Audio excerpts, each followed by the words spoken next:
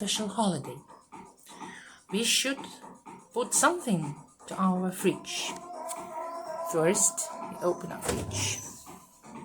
Just put a pillow on your fridge on May 29th.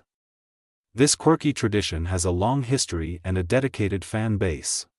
And then we put first the pillow for inner child to the fridge for good luck. I did exactly that. Like the video said, May 29th is put a pillow in your fridge. And then we put pillow for our projects to our fridge. Good luck.